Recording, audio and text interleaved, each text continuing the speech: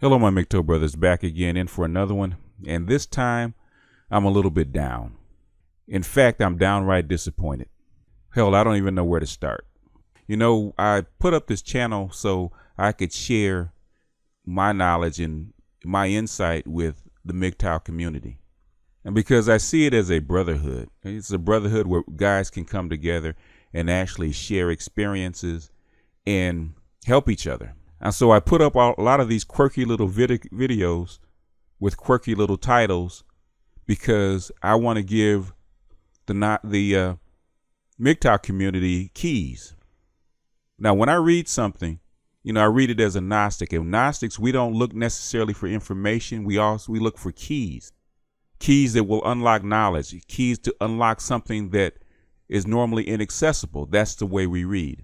So when I put up a video, I don't necessarily quote articles and information and studies and whatnot. I'm trying to give you keys and insights so that you can take it and take what I've given you and use the key and unlock further knowledge and information for yourself. That's the way it's done. That's the way it was given to me.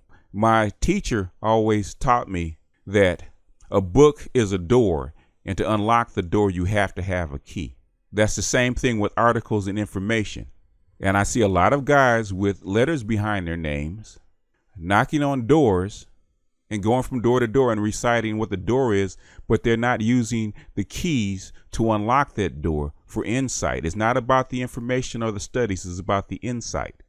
Because the insight will give you further keys to unlock other things. So I've spent over a year, giving the MGTOW community a bunch of keys to unlock certain doors, and I'm shaking my head and I'm disappointed because a lot of you guys, a lot of prominent guys aren't using these keys and they're ignoring them. My goal is not to get 30,000 subscribers or make money off this channel. My goal is to find the keys and relate them to the people that actually have the followers and have the access to the people so they can unlock the information and give these people what they need. I don't need to be Sandman. Sandman does what he does. It's my job to get the keys and give them to Sandman so Sandman can go unlock them and give insight to the people, to the 30,000 or 40,000 people that follow him. That's what it's for. And believe it or not, Sandman does that on a regular basis. No, he might not always give me credit, but the thing is, it's not about credit. It's about him taking the keys that I've given him and unlocking the door and giving it to other guys. That's why I do what I do.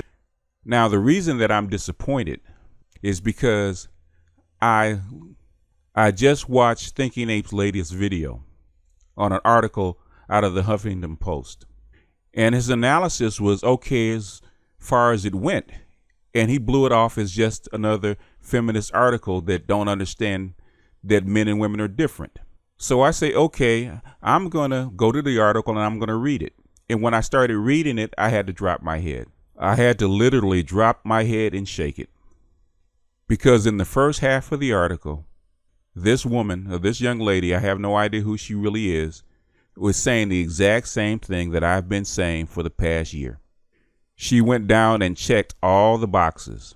Boom, boom, boom, boom. And this is an exact treasure trove of information. And Stardust actually blew it off as just another bit of feminist drivel instead of getting deep insight from what she's saying. She's not really blaming anybody because she's a victim.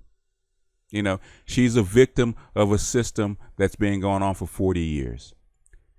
And had Thinking Ape used the keys that I provided over the last year or so, he would understand that this woman's a victim, and he would understand why, because I've spelled it out in many, many videos, and even my last video, I spelled it out of exactly what's wrong and why. Now, I don't know if Barbarossa and Stardust actually listen to me or watch my videos or even take my videos to heart. I really don't know. You know, I get it that I'm black. I get it that I'm not young. I get it that I don't have 3 letters behind my name. Get it that I'm not an atheist. And I get it I'm not in that club. And I don't expect to be taken seriously without you checking out my information. That's why I have a body of work, and I'm either right or I'm wrong. The point is that you don't have to agree with me, and some of the stuff I put up is a little bit difficult. I know it's not simplistic, but I want to say here and now, I don't pull this stuff out of my ass. No, I've been struggling with this stuff for 35 years. In fact, it's because of this stuff that I became a Gnostic, because I needed to understand. I needed to understand people. I needed to understand what was going on with me. And I needed keys so that I could wrap my mind around a world that was swirling around me. So what I want to do now is give you a Gnostic rereading of this particular article and use the keys that I've given over the past year to actually break it down and show you why this article is actually valuable and is actually reaffirming what we've been saying for the last 7 years, and me especially for the last year or so. You know, I did a whole series on feminism that pointed to this. I did a series on culture that pointed to this. You know, I've done a few videos that actually it spelled it out, what this actually is. You know, feminism is just a tool. It's a tool for the people that manage the society to try to re-socialize us to work in opposite of what we were intended to work. We don't, you know, they want us to work opposite of our nature. But I'm going to do a rereading of this, and I'm going to go to the board and I'm going to mark this stuff up as I go along. Okay, folks, let's get started. It might take me a minute. I'm trying to do this as fast as possible, and it might take me 2 parts because I'm under a restriction. And I haven't used the board in a while, so bear with me. It can get a little kludgy. I'm not as fluid as I once was. So here we go.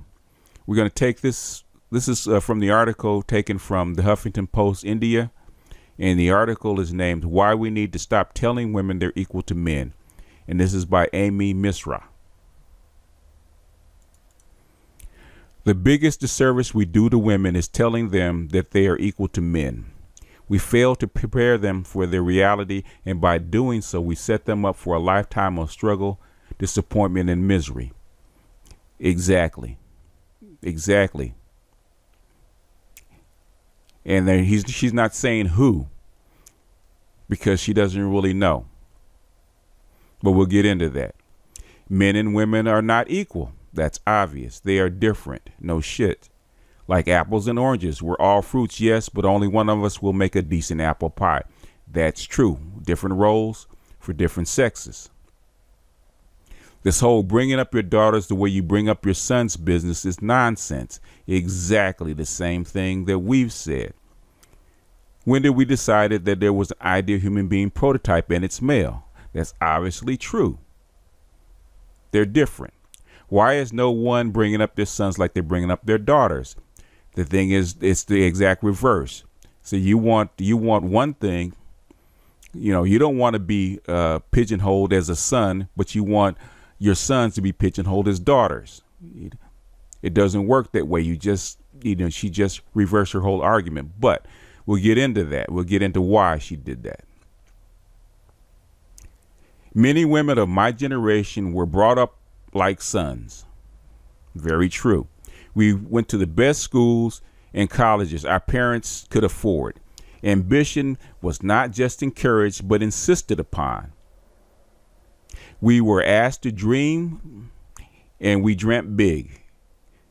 We were told, now get this is key.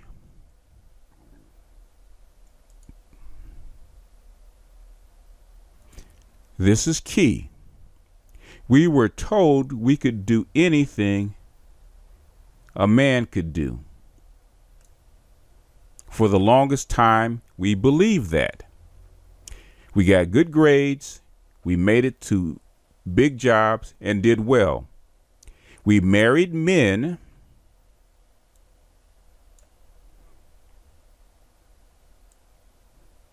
we chose. They allowed us wings our mothers couldn't have dreamt of in their marriages.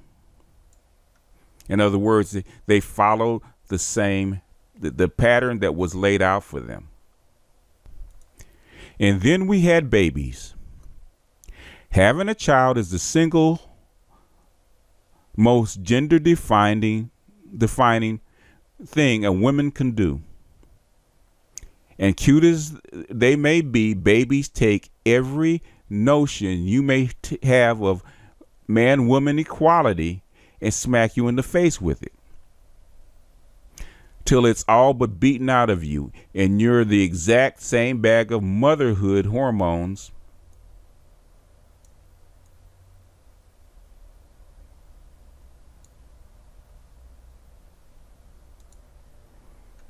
as countless women before you have been. Except it's a lot worse.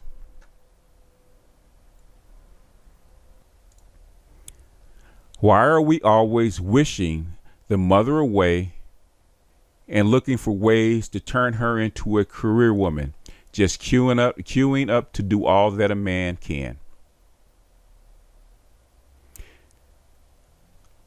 Children have no idea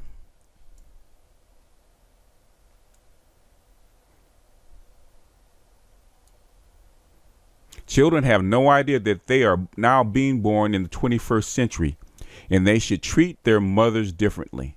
What she's saying is children have not changed. Just because your attitude has changed, just because what you've been taught has changed, doesn't mean that children have changed. The biology has not changed. Having children continues to be the same amount of work. Childbirth continues to be a bitch.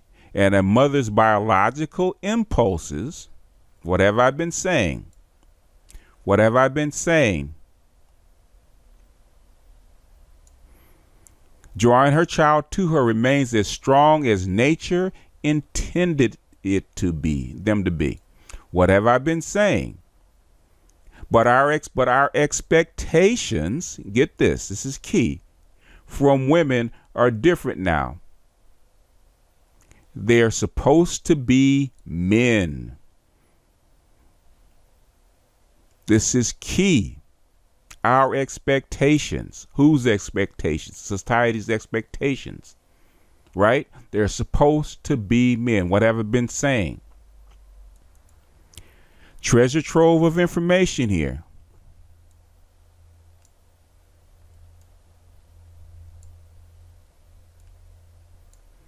They are expected to be men, but they can't stop being women.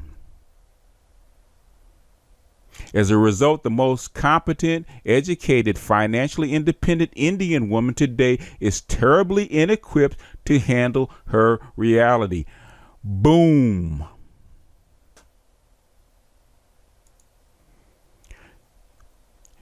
Hell, you could drop the mic right there. You could drop the mic and walk off.